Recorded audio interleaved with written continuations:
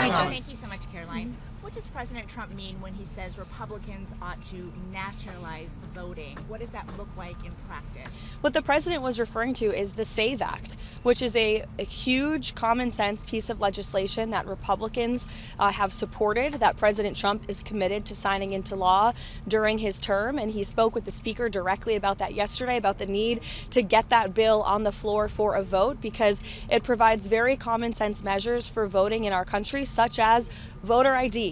I don't think any rational person who's being honest with themselves would disagree with the idea of requiring citizens of this country to present an ID before casting a ballot in a federal election, or frankly in any election. And that's something the president wants to see happen. So that's what he was referring to. But to be clear, he does believe the state should oversee elections. The president believes in the United States Constitution. However, he believes there has obviously been a lot of fraud and irregularities that have taken place in American elections. And again, voter ID is a highly popular and common sense policy that the president wants to pursue, and he wants to pass legislation to make that happen for all states across the country. And Kelly, just to follow up on that, he said specifically that they should take over elections in 15 states. Can you tell us what he meant by that, what 15 states he's referring to in terms of Republicans taking over elections? Again, what I was just telling you is that with the passage of the SAVE Act, voter ID will be implemented across all 50 states. The president was referring to specific states in which we have seen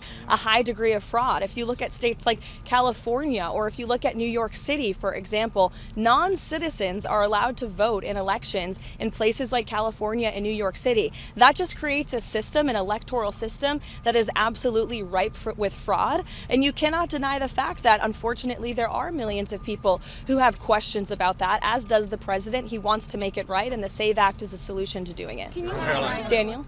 Caroline, good to see you. The January ISM manufacturing PMI hit a score of north of 52. It's the best score since August of 2022. What should that tell Americans about manufacturing activity possibly surging under the Trump administration? Well, the president's tariffs are working, and his economic agenda is working. When you combine tariffs and reshoring American manufacturing and investments in this country, which the president has played a huge role in directly recruiting those investments from countries and companies all over the world to the United States, you're creating jobs. We've seen construction jobs have surged in the past few months. That's because those factories are being built right here in the United States, and we're putting Americans to work. So our manufacturing sector is obviously something the president cares a lot about. That's why he's so determined and dedicated to his tariff policy, which, as you all saw yesterday, the president struck another great trade deal with India. He spoke with Prime Minister Modi directly. They share a very good relationship. India committed to not only no longer purchasing Russian oil, but buying oil from the United States, also perhaps from Venezuela too, which we know will now have a direct benefit on the United States and the American people. And in addition to that, Prime Minister Modi committed to $500 billion of investments into the United States, including for transportation, for energy, and for agricultural products as well. So this is another great trade deal thanks to President Trump. Was Tulsi Gabbard involved in a domestic law enforcement search in Georgia?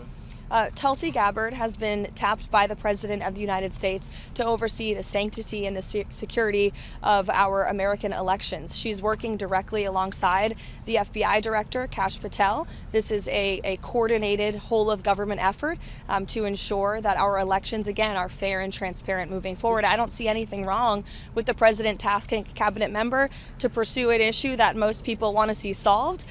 Maybe you don't, but I know many Americans do want to make sure our elections are protected, and that's what Tulsi Gabbard is focused on doing. Is there something specific that the president has concerns about that led him to ask the Director of National Intelligence to go down to Fulton County? I just explained the president's concerns with voting in this country, and it's something that he wants to see solved for future elections, and I think that's something all Americans can get behind.